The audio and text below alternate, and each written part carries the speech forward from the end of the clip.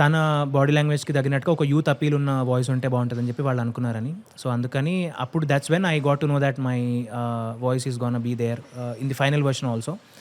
So అది record చేశాక and that's when I understood that నేను మీకు ముందు చెప్పినట్టుగా ఈ పాట పాడింది నేను సూపర్ స్టార్కే, బట్ రజనీకాంత్ గారికి కాదు, మన Telugu lady super star Mahanati Savitri గారికి పాడానని చెప్పి నేను రియలైజ్ అయ్యి చాలా చాలా హ్యాపీగా ఫీల్ అయ్యాను.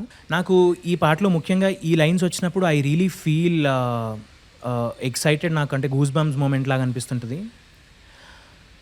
కళను వలచావు కలను గెలిచావు కడలికెదురీది కథగా నిలిచావు, భాష ఏదైనా ఎదిగి ఒదిగావు, చరిత పుటలోన వెలుగు పొదిగావు,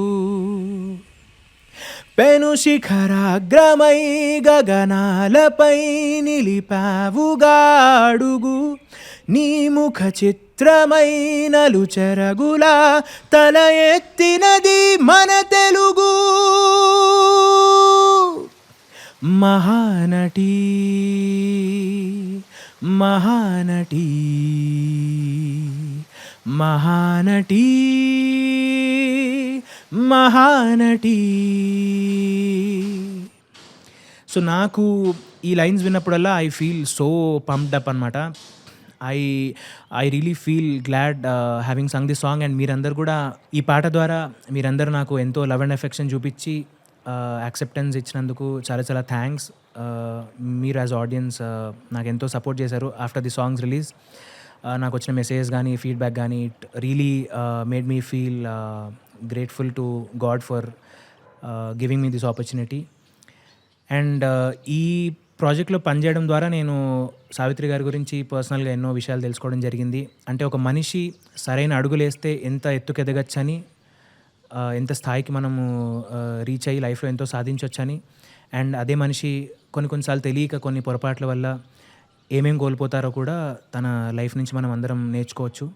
సో ఇంత మంచి పాటని నాకు మిక్కీ సార్ ఇచ్చినందుకు, అండ్ ఎంతో పవర్ఫుల్గా రాసిన రామజోగ శాస్త్రి గారు, వీళ్ళిద్దరి ఎఫర్ట్లో చాలా బ్యూటిఫుల్గా మనకి మహానటి ఫిల్మ్ ఇచ్చిన నాగేశ్వన్ గారికి, వీళ్ళందరికీ ఐఎమ్ ఆల్వేస్ గ్రేట్ఫుల్.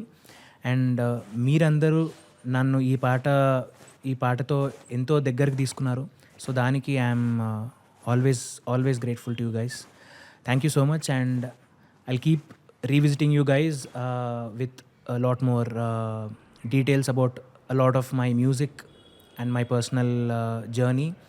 And ఇక్కడ నుంచి we'll enter into a new phase. And మీ అందరు కూడా నేను ఎంత ఎక్సైటెడ్గా ఉన్నానో మీరందరూ కూడా అంతే ఎక్సైటెడ్గా ఉన్నారని చెప్పి నేను అనుకుంటూ సైనింగ్ ఆఫ్.